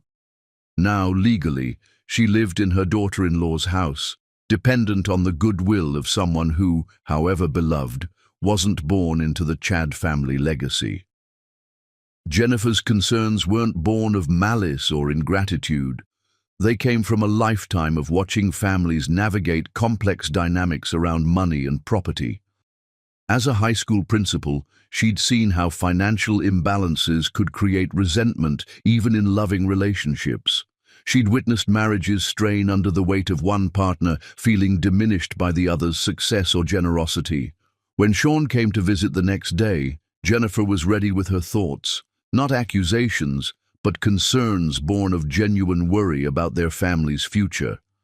"I know who bought the house," she said directly as he walked into the kitchen. Sean froze halfway to the refrigerator. "You do?" "It was Erica, wasn't it? The deed is in the name Erica Lindsay Chad. Erica Lindsay Chad, your wife bought our family home." Jennifer watched her son's face cycle through multiple emotions, relief that the secret was out, guilt about something she couldn't identify, and something that looked almost like resentment. "She was trying to help," Sean said, but his voice lacked conviction. "I'm sure she was," Jennifer replied, her voice carrying warmth mixed with concern. "And honey, don't misunderstand me. I'm grateful beyond words. What Erica did was generous and loving, but I think we need to discuss what this means for our family." "What do you mean?" Jennifer sat down across from her son, choosing her words carefully. "Sean, you know I adore Erica. What she did, it's extraordinary, but I'm worried about you." "What do you mean?" I mean, you look like you're carrying the world on your shoulders, and now I understand why. Your wife saved our family, and somehow that's made you feel, what? Smaller? Less capable? Sean's silence was answer enough. Honey, that's not Erica's fault, and it's not yours either. But it is something we need to think about carefully. This house has always represented the Chad family's ability to provide for each other. Now, she paused, watching his face. Now that responsibility has shifted, and I can see it's eating at you. She saved our home, Mom. She saved your memories, your life here. Isn't that what matters? Jennifer stood up and walked to the window overlooking the garden where she'd planted roses for 40 years. Of course it matters. But honey, it also creates complications we need to think about carefully. This inheritance was supposed to pass from me to you, as it passed from your grandfather to your father. Now, legally, I live in my daughter-in-law's house. Are you saying she shouldn't have done it? No, I'm saying we need to handle this properly going forward, for everyone's sake, including hers. Jennifer turned back to face her son. Marriages are complicated, Sean. People change, circumstances change. What happens to our family home, to my security, if something goes wrong between you and Erica? Sean sat down heavily at the kitchen table, and Jennifer could see the weight of some internal struggle crushing down on him. There's more, isn't there? She asked, her maternal instincts sensing deeper troubles. There's something else you're not telling me about this situation. Mom, it's complicated. Then help me understand it. Because right now, it looks like your wife made a tremendous financial sacrifice to save our family, and somehow that's causing you distress instead of gratitude. Jennifer didn't know about Amanda Martinez. She couldn't see that her son was trapped between two women who both believed they held the key to the Chad family legacy. She had no idea that her legitimate concerns about property ownership and family hierarchy were about to become weapons in a much larger battle for her son's soul. What Jennifer saw was a power imbalance that needed to be addressed thoughtfully and lovingly. In her mind, the proper solution was for Erica to deed the property to Sean, restoring the traditional family inheritance structure while recognizing her generosity. Maybe, Jennifer said carefully, sitting back down across from her son, maybe it would be appropriate if the house were transferred to your name, not to diminish what Erica did, but to restore the proper family structure. If she bought it to save our family home, then the loving thing would be for her to ensure it stays in the Chad family line. I don't think that's necessary. Sean, I'm not questioning Erica's motives or her love for our family, but I've seen what happens when family properties get caught up in marital complications. I want to protect everyone, you, her, and me. The house should be in your name as the Chad family heir. Jennifer's concerns were reasonable from her perspective, born of genuine worry about family security and traditional structures. But her words planted seeds of justification in Sean's mind that his guilt over his affair had prepared to receive. Over the following days, Jennifer's gentle but persistent suggestions about property ownership began to merge with Sean's own confusion about his double life. Her loving concerns about family hierarchy became, in his guilt-ridden mind, validation that perhaps Erica had overstepped, that maybe her generous act had created complications rather than solved them. None of the three people involved, Jennifer, Sean, or Amanda, who remained unaware of Erica's purchase, understood the complexity of the situation they were creating. Jennifer genuinely wanted to protect her family's interests and honor appropriate boundaries. Sean was drowning in guilt and moral confusion. Amanda continued planning a future built on promises and lies. And Erica, the woman who had sold her father's land to save her husband's family legacy, remained completely unaware that her greatest act of love was being questioned by the very people she was trying to protect, or that her marriage was crumbling under the weight of secrets that would soon destroy everything she thought she knew about her life. The stage was set for a confrontation that would expose not just Sean's betrayal, but the complex ways that even loving families could wound each other when fear, pride, and misunderstanding clouded their judgment about what really mattered and who truly deserved their loyalty and gratitude. Chapter 8. Suspicion and Small Clues.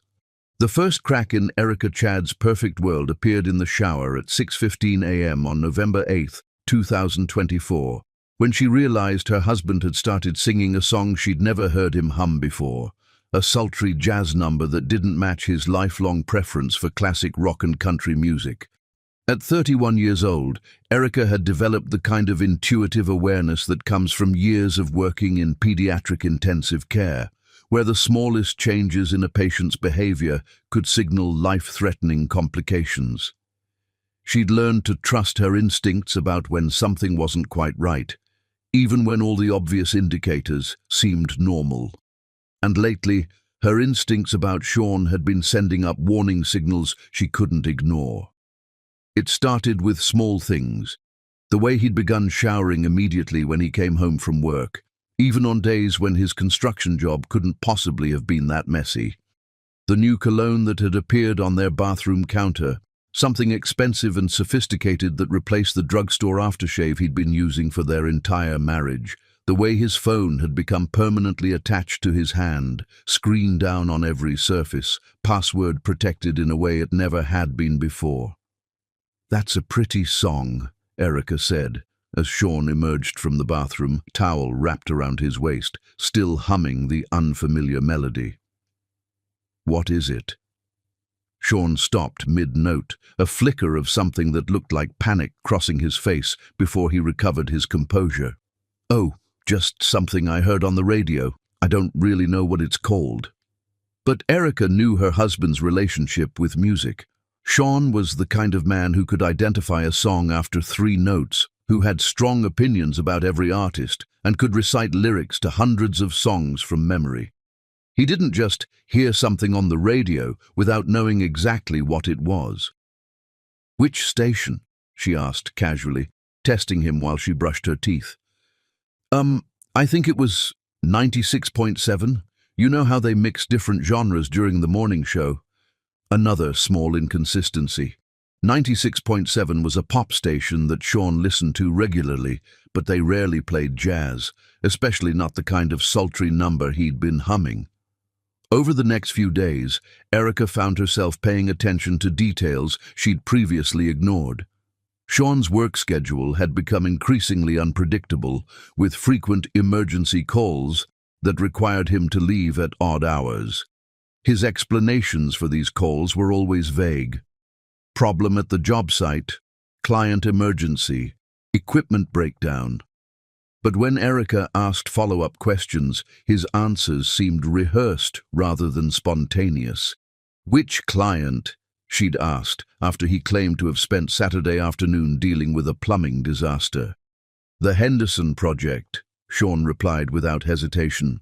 But Erica remembered that the Henderson renovation had been completed 3 weeks earlier.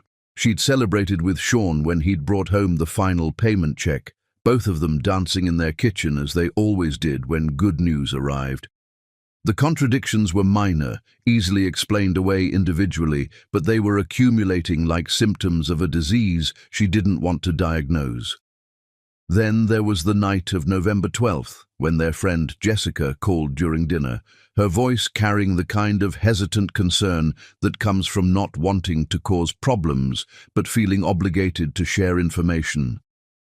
"Hey, girl," Jessica said when Erica answered the phone. "I was at that new restaurant in Midtown yesterday. You know, Elevate, the one with the rooftop bar. Anyway, I could have sworn I saw Sean there with some woman. Dark hair, really attractive. Looked like they were having an intense conversation. I didn't want to interrupt if it was a business meeting, but I thought you should know." Erica felt her stomach drop, but she kept her voice steady. "When was this?" "Tuesday afternoon around 2 o'clock.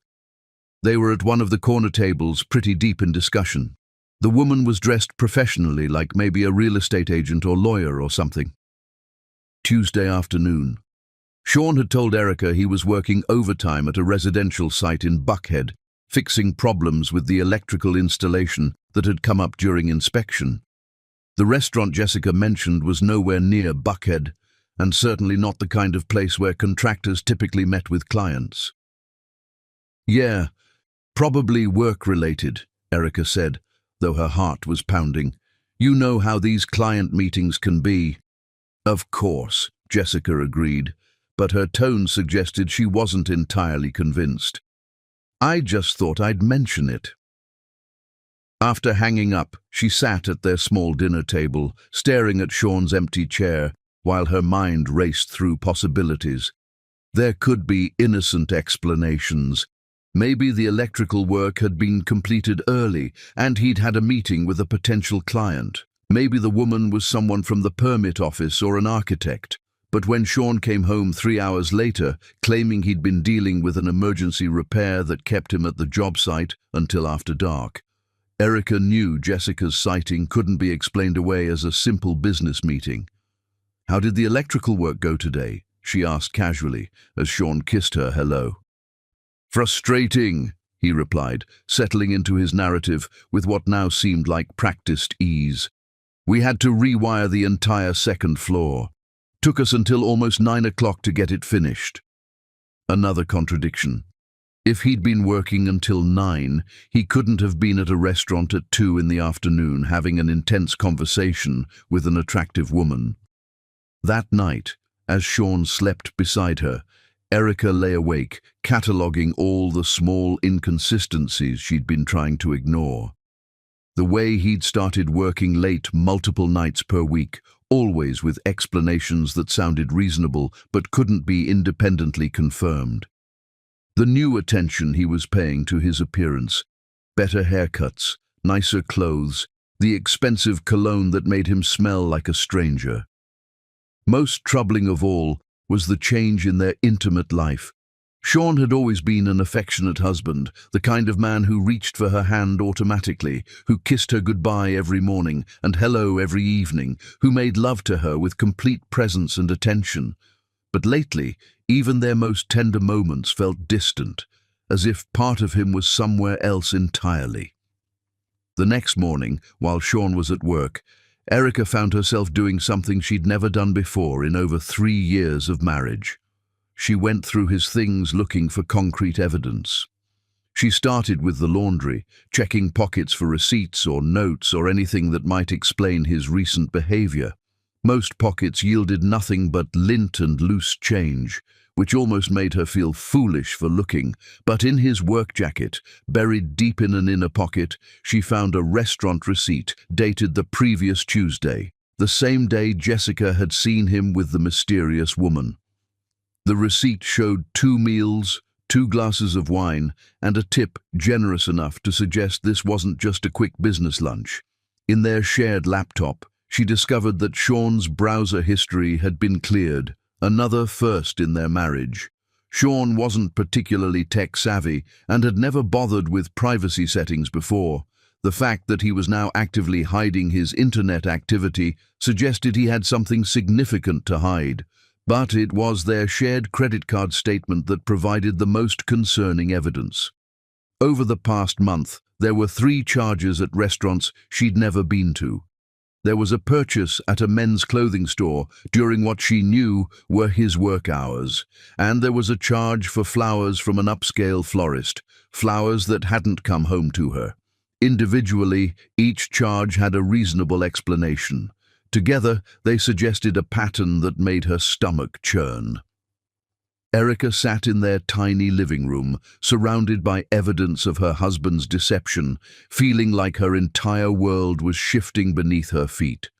The man she'd loved for over 5 years, supported through business failure, for whom she had secretly sold her inheritance, that man was lying to her consistently and deliberately. But even with proof in front of her, Erica couldn't quite bring herself to accept the obvious conclusion.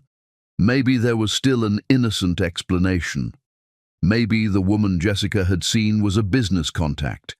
Maybe the restaurant receipts and flower purchases were part of some elaborate surprise he was planning. That evening, when Sean came home claiming another late night at work, Erica decided to test her theory directly. "How was your day?" she asked, watching his face carefully. "Long," Sean replied, setting down his toolbox and heading straight for the shower, as had become his habit. "We're behind schedule on the Riverside project, so I stayed late to catch up." The Riverside project. She'd never heard him mention that name before, and Sean usually talked about his work in detail, sharing stories about difficult clients or interesting architectural challenges. "What kind of work are you doing there?" she asked, her voice carefully neutral. Sean paused halfway to the bathroom, his back still turned to her. "Standard renovation, kitchen and bathrooms, nothing too exciting." "What's the address?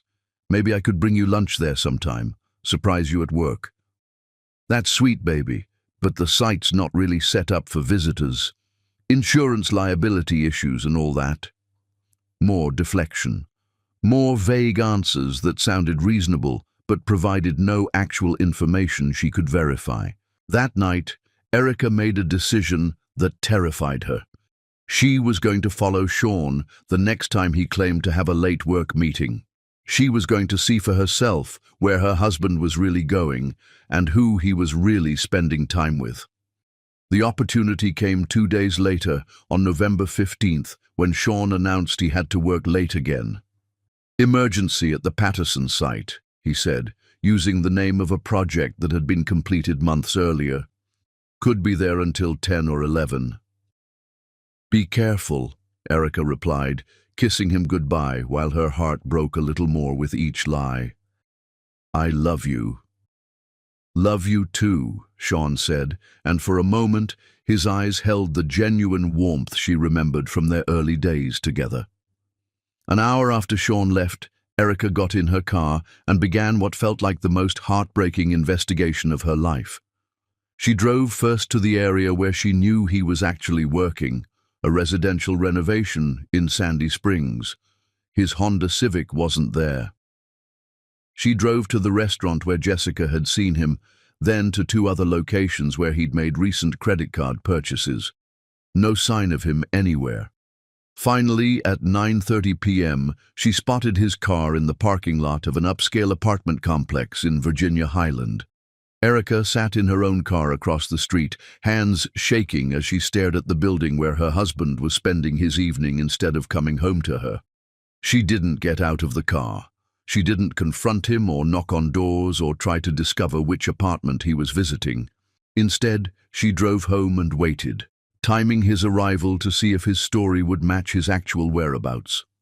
Sean came home at 11:15 p.m., claiming he'd just finished a marathon repair session and apologizing for being later than expected. "How did it go?" Erica asked, her voice steady despite her racing heart. "Exhausting," he replied, heading straight for the shower. "But we got everything fixed. Should be back on schedule by tomorrow." As Erica listened to the water running and her husband singing that same unfamiliar jazz song, she finally accepted the truth she'd been avoiding for weeks. Sean was having an affair. The man she'd loved and trusted, and for whom she had sacrificed everything, was betraying their marriage with someone who lived in that Virginia Highland apartment complex. But even knowing the truth, Erica couldn't decide what to do with it. Part of her wanted to confront him immediately, to demand explanations and ultimatums. Another part of her wanted to pretend she'd never discovered anything, to go back to the blissful ignorance that had protected her heart from this devastating reality. And a small, stubborn part of her. The part that remembered dancing in the kitchen during their early marriage, that remembered how he'd held her during his business failure, that remembered the love in his eyes when he'd proposed. That part wanted to fight for their marriage, to find a way to win back the man she'd fallen in love with. As November 2024 drew toward its end, Erica Chad found herself living in the same kind of double life her husband had been maintaining. By day, she was the devoted wife preparing to surprise him with the salvation of his family home. By night, she was a woman who knew her marriage was built on lies, but didn't yet have the courage to tear down the illusion that kept them both functioning. The house at 1247 Magnolia Avenue sat in the autumn darkness, legally owned by a woman who had traded her heritage to preserve her husband's, unknowingly promised to a mistress who saw it as the foundation of her future, and occupied by a mother-in-law who had no idea that her family was about to explode into pieces that might never be put back together again. Chapter 9. The Truth Unfolds. The moment Erica Chad decided to give her husband the surprise of his lifetime was the same moment she discovered that her lifetime of trust had been built on a foundation of lies.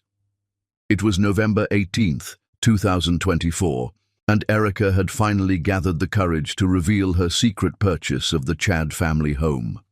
She'd taken the afternoon off from the hospital, arranged for Sean's favorite dinner to be catered, and delivered to 1247 Magnolia Avenue at 6 o'clock, and spent 2 hours setting up flowers in every room of the Victorian mansion that now legally belonged to her. The house looked stunning in the late afternoon light, white roses in crystal vases throughout the dining room, sunflowers brightening the kitchen, lilies filling the grand foyer with their perfume. She'd placed the deed in its elegant wrapping inside the wooden box that had belonged to Sean's grandfather, along with the love letter she'd written and rewritten a dozen times. At 4:30 p.m., she called Sean's work phone to tell him she had a wonderful surprise waiting at his mother's house and that he should come straight there after work instead of going home to their apartment. "I can't tonight, baby," Sean said, and Erica could hear something strained in his voice that she now recognized as the sound of a man caught between two worlds. "I have a really important client meeting that could lead to some major opportunities." "Sean, this can't wait until tomorrow," Erica said, her heart racing with excitement. "Trust me, you want to see this today." "Erica, I'm sorry, but this meeting could change everything for us financially. I have to prioritize our future." The irony hit Erica like a physical blow. She was standing in the house she'd bought with her inheritance to secure their future, while he was making excuses to meet with his mistress. "Where's this meeting?" she asked, testing him one more time. "Downtown. Some investors interested in historic renovation projects. Could be the break I've been waiting for." After weeks of small lies and growing suspicions, this felt like the final confirmation. "Okay," she said, her voice carefully steady. "Business comes first." After hanging up, Erica sat alone in the grand foyer, surrounded by the flowers she'd arranged and the catered dinner that would go uneaten, and made the choice that would shatter multiple lives simultaneously. At 6 p.m., Erica drove to the Virginia Highland apartment complex where she'd seen Sean's car 2 weeks earlier. Sure enough, his Honda Civic was parked in the same spot. This time, Erica didn't hesitate. She got out of her car, walked to the apartment building and pressed buzzer buttons until someone let her into the lobby. Then she climbed 3 flights of stairs, following the sound of familiar laughter coming from apartment 3B. Through the partially open window, she could hear Sean's voice, relaxed and happy. "I still can't believe how perfectly everything's working out," he was saying. "The house situation is finally resolved. We can start making real plans now, decide how we want to set up our home office, maybe even expand that garden you mentioned loving." "Our house," replied a woman's voice that was sultry and confident. "I love the sound of that. When do we tell your mother about us? I'm tired of all this secrecy." Erica felt the world tilt beneath her feet. Sean was talking about their future life together in the house she'd bought for him. He was planning to leave her for this woman who was discussing renovations to the Victorian mansion that Erica had purchased with her father's land. "Soon," Sean replied, his voice gentle in a way that made Erica's heart break. "I just need to handle the situation with Erica carefully. She's a good person. She doesn't deserve to be hurt unnecessarily." Taking a deep breath, Erica knocked on the apartment door. The conversation stopped immediately. After a long pause, the door opened to reveal a stunning young woman with long dark hair and perfect makeup. "Can I help you?" the woman asked, though recognition and fear were already dawning in her eyes. "I'm Erica Chad," Erica said, her voice steadier than she felt. "Sean's wife. I believe you've been discussing plans for my house." Behind the woman, Sean appeared in the doorway, his face cycling through shock, panic, and something that looked almost like relief. "Erica," he began, but the words stuck in his throat. "May I come in?" Erica asked, already stepping forward. "I think the three of us need to have a conversation." The apartment was expensive, sophisticated, with architectural magazines spread across the coffee table next to wine glasses. It looked like the setting for planning a future that didn't include her. "Mrs. Chad," the woman said, attempting to regain composure. "I'm Amanda Martinez. I think there's been some confusion. Sean and I have been working together to save his family home. The house was purchased by my investor client as part of a partnership arrangement." Erica turned to look at her husband, seeing him clearly for the first time in months, not as the man she'd fallen in love with, but as someone living an elaborate lie. "Partnership arrangement?" Erica's voice was quiet but sharp. "Is that what we're calling adultery now?" "Erica, please," Sean said, finally finding his voice. "Let me explain. What's really happening," Erica said, her voice growing stronger, "is that while I was working double shifts and selling my father's land to save your family's house, you were planning to move your girlfriend into it.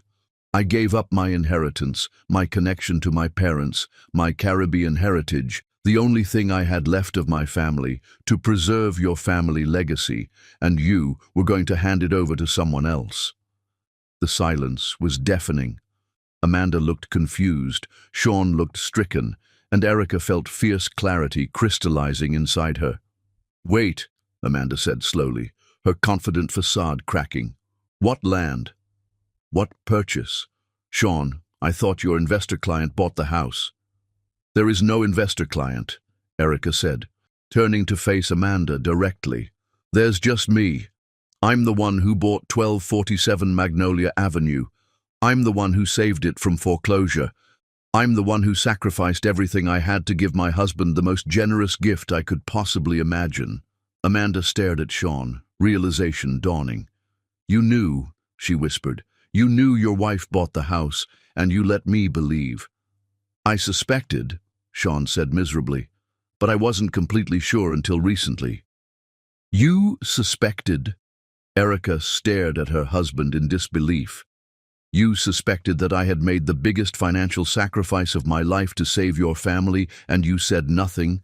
You let me plan this surprise while you were planning to betray me?" Before Sean could answer, the apartment door opened and Jennifer Chad walked in. She'd been worried when she couldn't reach Sean and had followed the sound of raised voices. "Sean, honey, I heard yelling." Jennifer stopped when she saw the three people in obvious confrontation. "Mrs. Chad," Amanda said desperately, "I'm Amanda Martinez. I've been helping Sean with real estate matters concerning your family home." Jennifer looked around the apartment, taking in the intimate setting, the wine glasses, and her son's guilt-stricken expression. As a retired principal, she'd developed expert ability to read deception. "Real estate matters," Jennifer repeated slowly, her voice carrying authority. "In your apartment. At 7 o'clock at night, while my daughter-in-law was selling her inheritance to save our house." Understanding dawned across Jennifer's face. Her son was having an affair. Her daughter-in-law had made an enormous sacrifice, and she had been manipulated into questioning Erica's motives while Sean was betraying everything their family stood for. "Oh, Sean," Jennifer whispered, her voice heavy with disappointment. "What have you done?" The room fell into heavy silence, broken only by Erica's quiet, steady breathing as she processed the full magnitude of the betrayal. Then, unexpectedly, she began to laugh, not with humor, but with bitter recognition. "You know what's funny?" she said, looking at each of them. "I worked overtime for over a year to help rebuild after your business failed, Sean. I sold my grandmother's jewelry to cover your business debts. I gave up my own dreams to support yours, and when your family faced losing their home, I sold my inheritance, my connection to my parents, my heritage, my future, to save it, and your response was to give it all to her. I never gave anything to anyone, Sean protested weakly. No? Erica's voice was deadly quiet. Then what exactly were you promising her? What exactly were you planning? Amanda, seeing the situation spiraling beyond her control, made one last desperate attempt to justify herself. Look, everyone's emotional right now, but we need to think about what's best for everyone. Sean deserves to be happy. He deserves someone who shares his vision, someone who can help him achieve his potential. The slap came so fast that no one saw it coming. Erica's hand connected with Amanda's cheek with a sound that echoed through the apartment. His potential. Erica's voice was perfectly controlled now, more dangerous in its calm than it had been in anger. I worked overtime for over a year to help rebuild after his business failed. I sold my grandmother's jewelry to cover his debts. I gave up my own dreams to support his.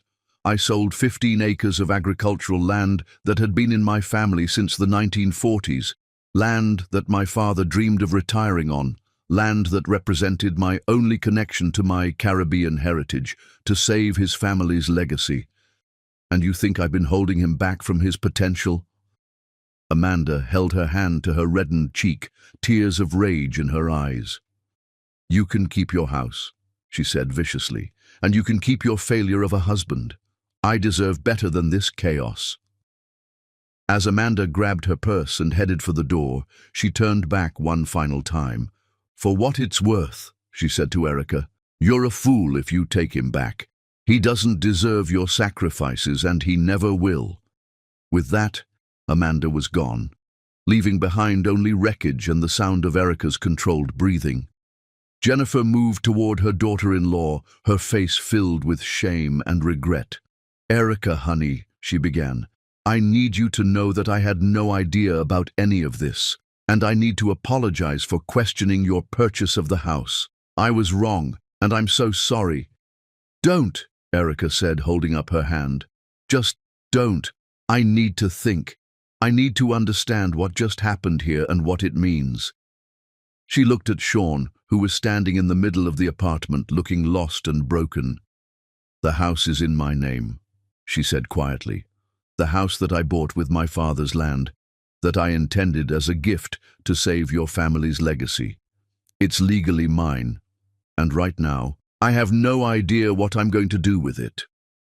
Without another word, Erica walked out of the apartment, leaving behind a son who had destroyed his marriage for a fantasy, a mother who had unwittingly contributed to the destruction, and the shattered remains of a love story that had once seemed unbreakable. The truth was finally out, but instead of providing clarity or resolution, it had only created more devastation, more pain, and more questions about whether some betrayals could ever be forgiven or whether some love, no matter how deep, could survive the complete destruction of trust. Chapter 10. Greatest Revenge. 10 months later, Sean Chad sat in his rusted pickup truck across from 1247 Magnolia Avenue, watching the most extraordinary woman he'd ever known destroy his life with surgical precision, and realized that hell wasn't a place of fire and brimstone. It was watching someone you'd betrayed become everything you'd lost while you became nothing. The transformation hadn't happened overnight. For the first 6 months after their divorce was finalized in February 2025, Erica had struggled with depression, financial stress, and the overwhelming task of figuring out what to do with the Victorian mansion. She'd worked double shifts at the hospital while attending night classes in non-profit management, slowly developing the skills she'd need for what would become her life's mission. By spring 2025, she'd made the decision that would ultimately define the next phase of her life. She would transform the Chad family home into something that honored both her sacrifice and her hard-won wisdom about the dangers of financial dependence in marriage.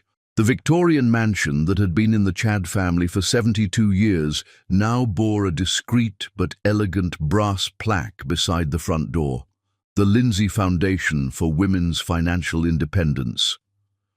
What had started as Erica's personal healing project had grown into something much larger, Atlanta's premier resource for women seeking economic freedom after divorce, widowhood, or financial abuse. Through the floor-to-ceiling windows of what had once been Sean's grandfather's study, he could see Erica facilitating one of her monthly networking meetings. At 32, she had evolved from the self-sacrificing nurse he'd betrayed into something formidable and inspiring, a successful advocate who helped other women avoid the kind of financial vulnerability that had once defined her own marriage. The foundation she'd started had grown steadily, but not without challenges. The first 6 months had been particularly difficult. Skeptical board members questioning her qualifications, funding rejections from major donors who didn't understand her vision, and the constant stress of learning non-profit management while working full-time at the hospital. There had been nights when she'd cried from exhaustion and wondered if she was foolish to think she could help other women when she'd been so blind about her own situation. But Erica had persevered, driven by a fury that had crystallized into purpose. Every room of Sean's childhood home now served a function that reminded him daily of his failures. The dining room where his grandmother had served Sunday dinners was now a computer lab where women learned bookkeeping and online marketing. The parlor where he'd played as a child hosted seminars on recognizing financial manipulation in relationships. The kitchen where his mother had cooked family meals was now a meeting space for a support group Erica led called Starting Over at Any Age. Most devastating of all was the garden where his parents had been married, now home to a small memorial garden with benches dedicated to women who chose themselves. Each bench bore a small plaque with an inspiring quote about independence and self-worth. The foundation's success had been gradual but steady. Erica had been featured in Atlanta magazine as one of 30 under 35 making a difference and had been invited to speak at several conferences about financial literacy and domestic abuse prevention. She'd appeared on local morning shows and podcasts, always composed and articulate, never mentioning Sean by name, but making it clear that her work had been born from personal experience with betrayal and financial manipulation. But Erica's growing influence hadn't been a deliberate weapon against Sean. She had never set out to destroy his career or isolate him from their mutual friends. Instead, her work had created natural consequences that she sometimes felt guilty about, even though she knew she'd done nothing wrong. When construction companies chose not to work with Sean, it wasn't because Erica had blacklisted him. It was because the women in her network had learned to be cautious about men who had betrayed their wives' trust, and they shared that caution with their business partners. When their old friends gradually distanced themselves from Sean, it wasn't because Erica had turned them against him. It was because their wives had drawn their own conclusions about what kind of man would betray someone as generous as Erica. When Sean had tried to restart his construction business 6 months after their divorce, he'd discovered that many of Atlanta's most affluent neighborhoods were effectively closed to him. Not through explicit blacklisting, but through the quiet word-of-mouth networks that Erica's foundation members used to protect each other. Women would simply mention to their friends that they knew someone who'd had a difficult experience with Chad Construction, and potential clients would choose other contractors without ever knowing exactly why. His mother, Jennifer, had initially tried to maintain relationships with both her son and her former daughter-in-law. But as the months passed and she saw the remarkable work Erica was doing with the foundation, Jennifer found herself drawn more and more into that world. She now served as the foundation's volunteer coordinator, organizing events and managing the mansion's day-to-day operations. "I raised you better than this, Sean," Jennifer had told him during one of their increasingly rare conversations. "Erica didn't deserve what you did to her, and frankly, I'm ashamed that I ever questioned her motives about buying the house. She saved our family legacy, and you threw it away for that woman." Jennifer's disappointment hurt more than Sean had expected. His mother had always been his strongest supporter, but now she looked at him with the same expression she'd once reserved for the most troubled students in her classes, disappointed, but no longer surprised by bad behavior. Amanda Martinez had disappeared from Atlanta entirely within 3 months of the confrontation. Her real estate career had crumbled when several of her high-profile clients, women who had learned about the affair through Erica's growing network, had terminated their contracts. Last Sean had heard, she was working for a small firm in Charleston, her dreams of luxury and success as dead as their affair. Even Sean's old friends had gradually distanced themselves from him. Not out of malice, but because their wives had learned the full story of his betrayal and had made it clear that maintaining friendships with Sean Chad was incompatible with their own marriages and social relationships. Sean now lived in a small apartment in East Atlanta, working sporadic day labor jobs and struggling with depression that he couldn't afford to treat properly. He'd lost 30 pounds, his hair had started graying prematurely, and the confident, successful contractor who had once owned his own company was now barely surviving on the margins of his old life. But the cruelest twist was that Erica had never once been vindictive or deliberately cruel in her transformation. She had simply become so focused on helping others, so successful in her new mission, that Sean's destruction was merely a byproduct of her ascension. She was the sun, burning bright and purposeful, and he was a moth that had gotten too close and been incinerated by forces he'd never understood. The few times their paths had crossed in public, at the grocery store, at a coffee shop, Erica had been politely cordial, asking about his health with the same professional concern she might show any stranger. There was no hatred in her voice, no desire for revenge. She had simply moved so far beyond him that his betrayal had become just another stepping stone in her journey toward helping others avoid the same mistakes she'd made. As Sean sat in his truck on this warm September evening in 2025, watching through the windows as Erica laughed at something one of her foundation members had said, he saw a silver Audi pull into the driveway. The driver was Dr. Marcus Thompson, a respected cardiologist whom Erica had met 8 months earlier through her foundation work. His late wife had been helped by their services, and he'd started volunteering as a financial advisor. What had begun as professional respect had slowly developed into something deeper as they worked together on foundation projects. Sean had heard through the gossip networks he no longer officially belonged to that Marcus had been courting Erica slowly and respectfully for several months. Unlike Sean's impulsive, passionate courtship, Marcus's approach was mature and thoughtful. Flowers sent to the foundation with notes about how much he admired her work, invitations to cultural events that aligned with her interests, support for her causes that wasn't conditional on personal gain. Watching Marcus walk to the front door of what had once been his family home, carrying a small bouquet of orchids, elegant, sophisticated flowers that made the grocery store roses Sean had once brought Erica look juvenile by comparison, Sean felt the final piece of his old life slip away forever. Through the window, he could see Erica answer the door, her face lighting up with genuine pleasure as she accepted the flowers. Marcus said something that made her laugh, not the desperate, grateful laughter of a woman being rescued, but the confident, joyful laughter of a woman who was choosing to share her happiness with someone worthy of it. A tap on his passenger window startled Sean from his surveillance. A security guard was standing beside his truck, clearly having been called by someone inside the foundation who had noticed his presence. "Sir, you need to move along," the guard said firmly, but not unkindly.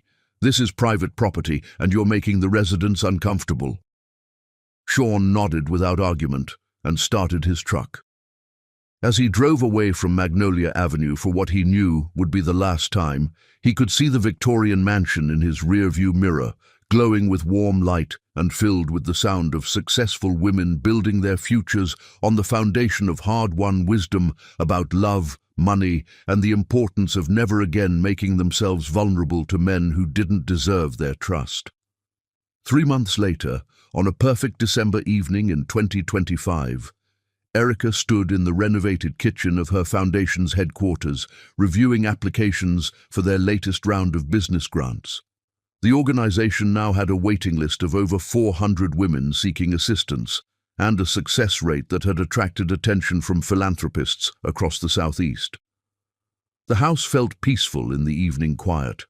The networking event had been their most successful yet, raising over $200,000 for the foundation's expansion into Birmingham and Nashville. Erica had just finished updating their financial records when she heard a soft knock at the front door. Curious about who might be visiting so late, she walked through the grand foyer, past the portraits of successful foundation graduates, past the thank you letters and awards covering the walls, past the comfortable furniture that had been donated by grateful members who had rebuilt their lives with the foundation's help. When she opened the door, she found Marcus Thompson standing on the porch, holding a small velvet box and wearing the nervous smile of a man about to change his life forever. "Marcus," she said, her heart skipping as she recognized the significance of his unexpected visit. "What are you doing here?" "I couldn't wait until our dinner tomorrow," he said, dropping to one knee right there on the porch where Sean's great-grandfather had once proposed to his great-grandmother. "Erica, you are the most remarkable woman I've ever known. You've shown me what real strength looks like, what genuine love looks like, and what it means to build something meaningful from something broken. Will you marry me?" As Erica looked down at this good man, this accomplished man, this man who saw her strength as something to celebrate rather than something to diminish, she felt the last piece of her old life fall away forever. "Yes," she said, her voice full of joy and absolute certainty. "Yes, I will." As Marcus slipped the ring onto her finger and stood to kiss her, the sound of Erica's laughter filled the evening air. Pure, triumphant, completely free laughter that echoed through the halls of the house that betrayal had given her, the house where she had learned to choose herself, the house where she had discovered that sometimes the greatest revenge is simply becoming too powerful for your betrayer to touch. Inside the foundation's main meeting room, the evening's final attendee was just packing up her materials, a recently divorced woman named Sarah who had started a catering business with one of Erica's microloans and was now thriving beyond her wildest dreams. She smiled as she heard the laughter from the front porch, recognizing the sound of another woman who had found her way to the other side of heartbreak and discovered that life could be even more beautiful than she'd ever imagined.